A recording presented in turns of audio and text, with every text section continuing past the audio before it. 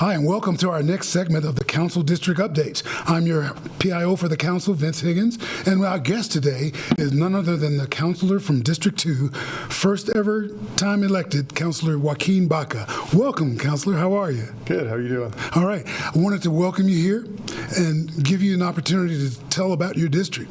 So you are newly elected councilor. You've been in the council seat about 6 months. How did you become a councilor? How did you come to run for council? So previously I'd been the elected member on the Middle Rio Grande Conservancy District, which manages the river, the Bosque, and all the irrigation. And this seat, Councilor Benton retired, and I'm a scientist, and just naturally I see issues that I want to work on and solve. And with the opening up, and I thought this was just a natural progression. Right, and so the troubleshooting continues now that you're in the council seat. Oh, it does. Yes. So we're going to cover a couple of the items that you picked to highlight today, and we've gone through and visited with some of those sites. And starting with the first one, it's a legacy site, a legacy project that started before you became councilor. So tell us a little bit about the Jones Community Center. So, like you said, this was a legacy site for Councilor Sanchez. This is something he had started and planned, and our community centers are the heart of our communities oftentimes. Neighborhood associations are there, students, kids, adults working. So the Jones, this is an expansion of that. I was able to find some gap funding to finish out the project along with the help of current Councilor Sanchez. And so now they should be breaking ground here in a couple weeks, and that'll include a mini gym, a warming kitchen, and an activity room. So it'll be a big. So this was a great project to start to bring that community center up to speed, and that comes from the late Councilor Ken Sanchez. Is that correct? Yes. And then you and Councilor Louis Sanchez picked up on the idea. Correct. That's wonderful. So some of the warming kitchen that's the plan for the next stage, and some expansions there. How do you feel about the expansions? You feel like it's going to go pretty much to schedule? When can we expect that? Hopefully it'll be on schedule. It's something the community asked for, the amenities, the mini gym in particular, or a gym in particular. Mm-hmm. And so hopefully by this time next year. So the multi-rooms are going to be multifaceted. You can use them for different things, educational sites. I saw the computer lab in there. That's going to be important for some of the students in that area. Some of the students, some of the older adults that don't have it at home. So the computer lab will stay where it's at, but it's upgrades probably likely to the equipment. Excellent. That sounds like a great day to celebrate when that ribbon cutting goes for the second phase. Absolutely. It's a beautiful facility. But I'd like to talk secondly about one of your bigger projects that has to do with troubleshooting again, the Central Avenue district between 1st and 8th. We took a walk there, and tell us a little bit about what you had in mind for that district. So Central Avenue from 1 to 8th, arguably the most visible part of Central Avenue in the city. Also, I would say the jewel of Route 66 in our city. That's where the Chemo Theater's at. There's so much history right there. The crossroads of the original Route 66 and the current 66.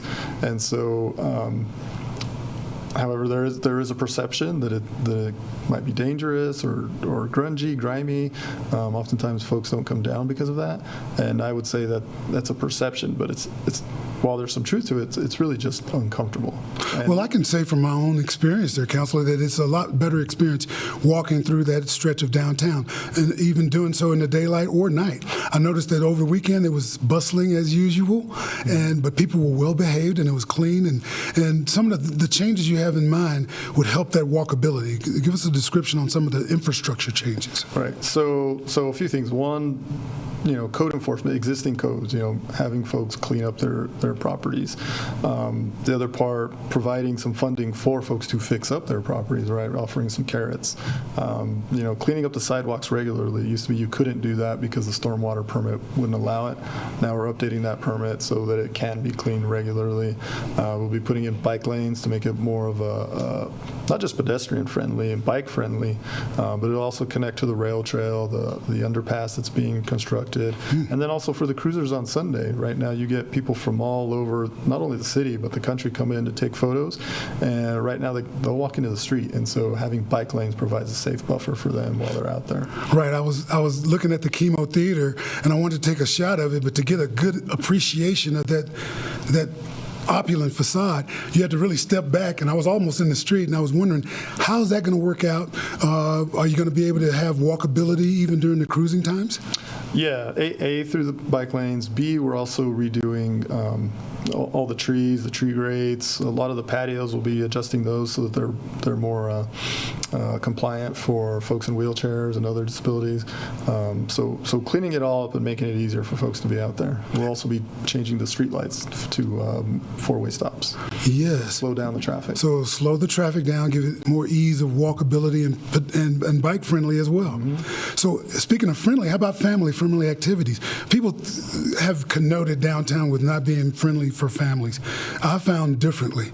Can you tell us about that? Yeah, absolutely. I mean, obviously the Chemo Theater is there with family-friendly shows, but also we have Flamenco Works, which is not only does lessons for kids and adults, but they also put on performances.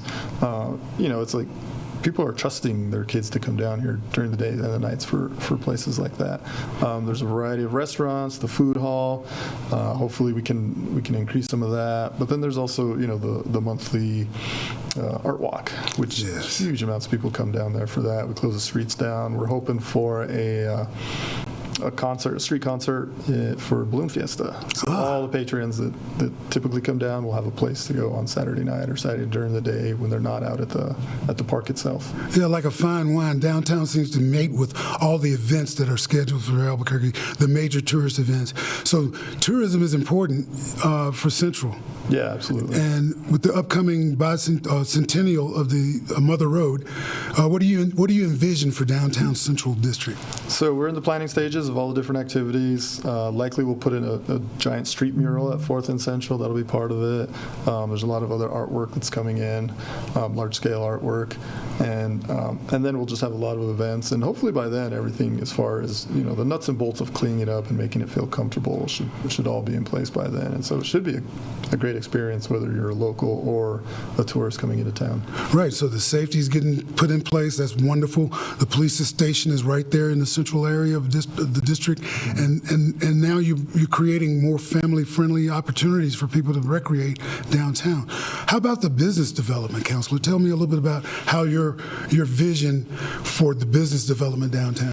So part of that is we also have a lot of housing projects that are ready to go. We recently updated the code to make it easier for a developer to build housing. We also met with the state, working with the state to get gap funding to help finish out to have the money to build those. That could potentially be up to 400 homes.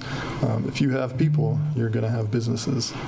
And if your space is comfortable and clean and nice, those two things together hopefully will be enough that'll be the start. So it's sort of like both sides of the equation. If you bring it, they'll come, and if they come, you bring it, right? Right. So that's wonderful. So looking at some of the updates I've noticed just in the last 6 months since you've been in the council, it's cleaner. How does that affect the operation of the businesses? Are they able to communicate to each other about what needs to be done and communicate to you? Yeah, so two things. One, we've been having community meetings with all the property owners and business owners kind of to make sure we're working with them, that this isn't something that's coming directly from the top or me down. It's community driven is how I say it. So everybody's involved. Also, there is another group that's about ready to file for a business improvement district, so they'll have a say. The businesses will have a say in what happens downtown. Right, you mentioned business improvement district, and I want our listeners and viewers to understand what exactly the business improvement district is for downtown. Right, so business improvement district is where property owners, business owners all get together.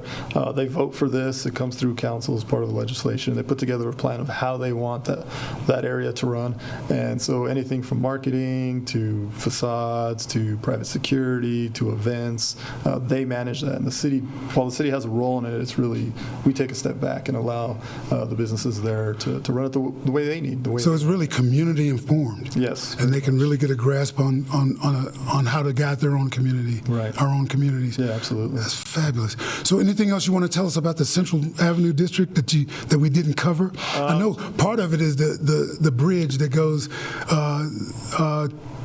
they made that a historical landmark, right? Yeah. No, it didn't get historical, but the bridges, you'll now, instead of walking under the bridge, you'll walk over. And I would add, there was a big part of, a lot of people think of downtown as just government buildings and businesses, but it's a community. There are about 1,200 people that live right there. People live right on Central, and that bridge was part of the community coming together.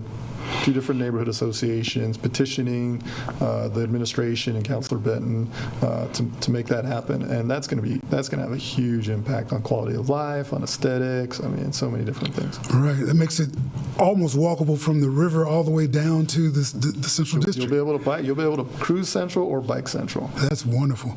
Now, I want to take something that's my favorite that I have the opportunity to participate with you in.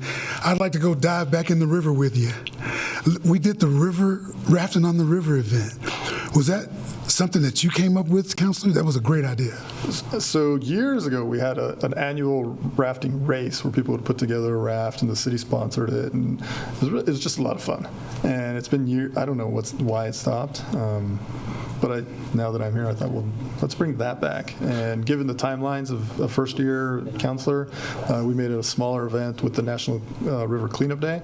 And so it took, I don't know, something like 30 people, 40 people were out there, picked up a ton of trash, but also floated the river. Right, and it was an event that was attended well. We had a lot of people there, and a lot of people with their own rafts just showed up, and there was a flotilla of sorts going down the river there. Yeah. And that brings me to the idea, when we were cleaning up the river, we were actually on the rafts, we were getting out of the rafts, going on the banks. How does that comport with your idea of what the bosque should be for us? So again, the bosque is one of those jewels of Albuquerque. It's not common in a big city to have a living river system. I mean, there's porcupines down there, there's beavers, there's you'll see bald eagles at certain times of the year, and a lot of people spend time in the bosque, but most people don't realize you can float down the river. And so part of it then is we have to, we are in the middle of the city, and so we do have to take some extra care in cleaning it up and maintaining it, and we have to be even aware that exists. Right. People don't know that you can actually go float the river, or that there's impacts to the river because of folks leaving trash and so forth. Right. And so as we floated from the Calabacillas put in all the way down the river, we noticed that the different topography that comes into play, the high side on the west and the low side on the south, on the east, how does that help us with our conservation efforts? What do we need to consider about our particular topography here in Albuquerque? Right. So downtown Albuquerque used to be a swamp originally. When the Conservancy District was created, that built the levees, and the river is actually higher than downtown right now. If the levees weren't there, potentially it could flood if there's fill. Won't actually happen. Nobody needs to worry about that. But there was a bosque that was very, very different from what we know today prior to that, the levees. The bosque that exists now is what we all love. And now it's starting to shift. Those trees are reaching the end of their lifespan, and so it's time to start planning for the next bosque, that part that'll be there for our kids. So we're looking forward to having some more river rafting events coming from Councilor Baca in District 2. Absolutely. We'd like to thank you guys for watching. Stay tuned for the next installment of Council District Updates.